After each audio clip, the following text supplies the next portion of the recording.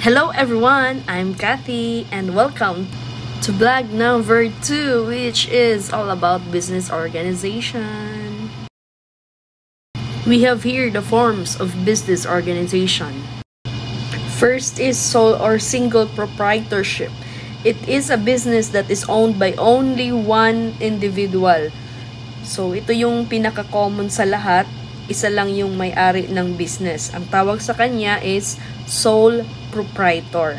So, pag ikaw, sole proprietor ka, magre-register ka ng business mo sa DTI or Department of Trade and Industry. Next would be partnership. So, pag partnership naman, it is owned by 2 or more individuals who entered into a contract to carry on the business. So, sila, magko-contribute sila kung magkano yung contribution kada partner, and yung goal nila is at the end of the year or at the end of the accounting period is i-distribute nila ang profit among themselves.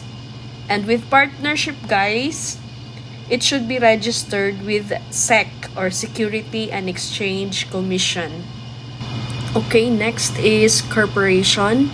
So, corporation is also owned by more than one individual. So, it is a legal entity that is separate and distinct from its owner. However, unlike partnership, a corporation created by operation of law. So, rather than a contract. So, ownership of a corporation is represented by shares of stocks. So, ikaw, may-ari ka ng korporasyon if may hawak ka na shares of stock. Ang tawag sa'yo is stockholder or shareholder. So, a corporation again is a legal entity. So, mayroon siyang artificial being or juridical person. Meaning, in the eyes of the law, a corporation is like a person, separate from its owners. Okay, so to summarize, we have sole proprietorship, partnership, and corporation. So actually guys, mayroon pang isa, yung sa cooperative, pero hindi ko na lang isinama. So again, pag sole proprietorship, one person or sole proprietor ang tawag sa kanya, i-register sa DTI. Pag partnership naman, contractual agreement lang siya, i-register sa SEC, ang tawag sa kanila is partners. Pag corporation naman, juridical entity siya. And then, ang tawag sa holder ng mga shares is stockholders, and i-register siya sa SEC din. Sa pagpili naman guys, kung anong business ang i-register mo, dapat alam mo din kung ano yung mga advantages at mga disadvantages kung anong pipiliin mong i-register. Kung sole proprietor ka ba, partnership, or corporation, or ano ang kailangan mong malaman na mga advantages or disadvantages para alam mo along the way kung ano ang possibility pag ito ang i-register mo. First up is pag sole proprietorship. So, ano ba ang advantages pag sole proprietorship? First is you are the boss and you keep all the profits. Syempre, dahil ikaw lang mag-isa, ikaw ang boss, at sa'yo din lahat ang income ng inyong business. So, ikaw lang, wala kang kahati, solo mo. Yung disadvantage naman din nun, since solo mo lang siya, syempre kung mayroong mga risk or may mga losses, ikaw lang din mag-isa ang mag-a-absorb nun. Okay? Another advantage is, pag sole proprietor, decision making is simple because you have complete control over the business. So kung mayroong mga kailangang pagdesisyonan, walang ibang tao ang tawag nito? Ikaw lang mag-isa yung magdedesisyon. Wala kang i-consult na ibang tao dahil ikaw lang may-ari ng business, isa ka lang. So lahat ng desisyon ikaw ang gagawa. Pero yun lang ang disadvantage, pag ikaw ang isa ka lang na gumagawa ng desisyon, lahat ng mga pagkakamali mo, ikaw lang din. 'Di ba? Sarili mo lang din yung may kasalanan kung bakit nangyari 'yon. It could be na nalimit yung idea mo dahil syempre ikaw lang mag-isa. Kung halimbawa, di ka masyadong expert sa mga bagay na ganyan, tapos ikaw lang yung mag-isa yung magde-decide, syempre, malilimit din yung capacity ng business mo sa kung ano lang yung alam mo. Kaya, ganun siya. Yun yung isang disadvantages. Pagdating naman sa pagre-register, pag sole proprietor, much easier siya and less costly kasi nga, sole proprietor, pupunta ka lang ng DTI, hindi masyadong maraming papel yung kailangan. Ang disadvantage naman doon, syempre dahil mag-isa ka lang, again, yung capital mo is limited lang sa kung anong meron ka. So, yung personal assets mo, yun lang yung kaya mong ilagay initially sa business mo. Unless na lang kung mangungutang ka din, di syempre, yung inutang mo, ilalagay mo sa business. So, ang utang nakapangalan din sa'yo, pero sayang naman ka kasi wala mo pa lang tapos mangungutang ka na. So, next advantages is lower extent of government regulation and relatively lower taxes. So, yun nga, pag 3% ka lang, pag small business ka, percentage tax. So, hindi masyadong mahigpit sa'yo ang government. Yun lang, pag mangungutang ka, you are personally liable for the debts and obligation of the business. So, kung ano sa business, dahil ikaw lang mag-isa yung may-ari, yung utang ng business, possible na ikaw lang din isa yung magbabayad. So, yun, ganun siya. Yun yung mga advantages and disadvantages ng sole proprietorship. Okay, let's go sa partnership naman. Isang advantage niya is better business decisions can be made because two heads are better than one. Syempre, pag dalawa kayo, syempre may idea siya, may idea ka, mag-collaborate kayo, mas maganda yung outcome ng decision nyo. Pero yung disadvantage naman nun, what if magkaiba yung gusto nyo? Hindi, conflict among partners. Yun yung disadvantage. The next is, yung isang advantage is you share the business risk and the responsibility of running the business with your partner. So, dalawa na kayo ang may responsible person sa mga risk. And disadvantage naman, you don't keep all the profits because you need to share them with your partner. Hindi, syempre, may kasama ka na. Yung risk mo, share mo sa kanya. Yung losses, share mo sa kanya.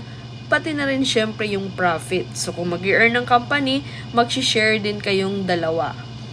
Okay? So, iba dun sa sole proprietor kasi sa'yo lahat, pati yung income tsaka losses. Sa partnership, whatever income or loss is i-divide among partners. So, another advantage is compared to corporation and cooperative, a partnership is easier to form because only a contractual agreement between the partners is needed. So, yun lang. Contractual agreement lang. Pag nakalagay dun kung ano yung mga paano kayo maghahatian, di ba? Kung ano yung mga kailangan nyo pag-usapan before entering the business. Anyway, may guide naman dyan. Consult a lawyer. Di ba? Tapos, once na okay na, then you can proceed with your partnership. Yung disadvantage naman, since partnership to, limited yung life. So, nakaasa sa life ng partner nyo kung machug siya. Diba? In the scene that a partnership can easily dissolve by the withdrawal, retirement, death, or insanity of one of the partners. So, kung may mangyaring di maganda sa partner, so, madidissolve ang partnership nyo or ang business nyo. Hindi siya mapapasa. Kasi kung sino lang yung nandun sa agreement, sa contract, yun lang yung party or yung partner na dapat mag-handle sa business. Hindi siya na ipapasa. Okay? And another advantage is greater capital compared to a sole proprietor. Mas malaki na yung capital mo since dalawa kayong mag-contribute sa business, mas malaki yung capital nyo compared sa sole proprietor. Pero, yung disadvantage niya, lesser capital compared to a corporation. Siyempre, mas malaki pa din yung capital ng corporation. Okay, so let's proceed with corporation. So, what are the advantages and disadvantages in a corporation? So, first, corporation, siyempre, you can be part of the corporation by buying shares of stocks or meron kang binili na shares of stocks sa kanila. So, it doesn't mean na part ka ng corporation, may shares ka, you will be on the board of director or meron kang managerial responsibility. So how is this an advantage? Syempre, kahit na owner ka, one of the owner ka, dahil stockholder ka, hindi kailangan na may managerial responsibility ka. Pwedeng nag-invest ka lang sa kanila and then at the same time, nag-earn ka na. So, yun yung isa sa advantages.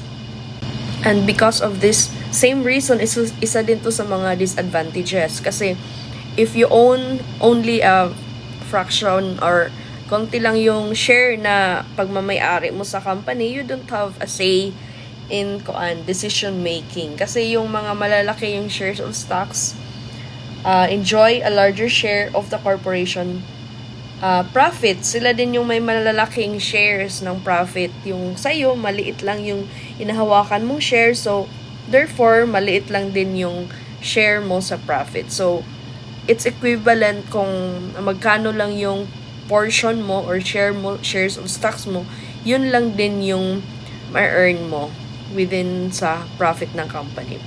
Isa din sa advantage pag corporation is limited liability. So, ibig sabihin nito guys, kung may utang ang corporation, hindi nila mahahabol yung personal asset ng stockholder. Kung dahil nga juridical person si corporation, may sarili siyang entity, okay, personality, so whatever ng utang niya is utang lang ni corporation, hindi utang ni stockholder or ni shareholder. Disadvantage naman nun, syempre, pag ganito, limited liability, maraming document ang kailangan. There are a lot of formal business requirements like mga board secretary certificate, mga minutes of meeting ng board, and all dapat naka-notarize, ganun. So, marami siyang need na mga a corporation is more difficult and more costly to form because there are more formal business requirements. So, marami siyang requirements. So, mapapamahal. Another advantage is, syempre, greater capital na pag-corporation, and there is ease in raising additional funds because a corporation can just issue shares to a wider extent of investors. So, kailangan ng mag-expand ng business, madali kayong maka-pool ng capital kasi pwede kayong magbenta ng shares of stocks, and then at the same time, bibilhin nila yon with that amount. Okay, so yung amount na yun na pinagbilhan nila is yun yung gagamitin mo to expand the business. So, hindi ka na mahihirapan na magkuha or maghanap ng capital. Okay? And for the disadvantage, dahil dito, greater extent of government regulation and higher taxes. For listed corporation naman, an advantage if you have bumili ka ng shares from a listed corporation at a lower price, then later on, you will sell it at a higher price, therefore, you can recognize a gain. So, it's called trading, stock trading. So, that's an advantage. So, aside sa pagtaas ng presyo ng shares of stocks, you can also gain from a corporation through dividends. Kaso, yung disadvantages lang yan, guys, is pag dividends, syempre you will wait for the company to declare dividends. And depende lang din kung magkano lang yung i-declare nila, yun lang yung ma-earn mo per share. Unlike sa sole proprietor na ikaw yung may-ari, ikaw lang mag-isa, so lahat na yung earnings sa'yo. Pero with the corporation, kung magkano lang yung shares of stocks mo, kung magkano lang yung dividend na dineclare nila, kung kailan lang sila magdi-declare, yun lang yung magiging earnings mo.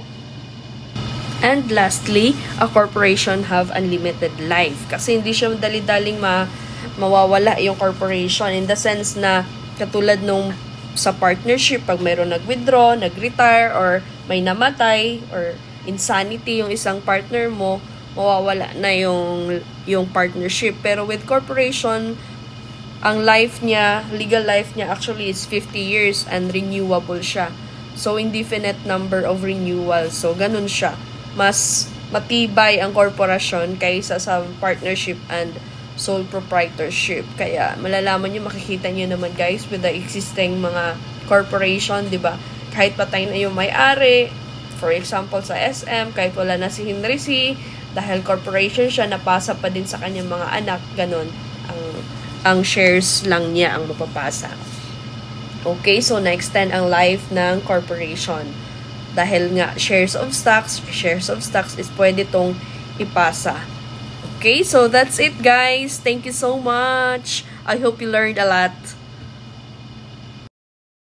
So yun guys, lahat yung discussion natin about business organization. So kung ikaw, gagawa ka ng business mo or company, ano kaya ang pipiliin mo? Sole proprietorship, partnership, or corporation? So please comment down below. Thank you guys.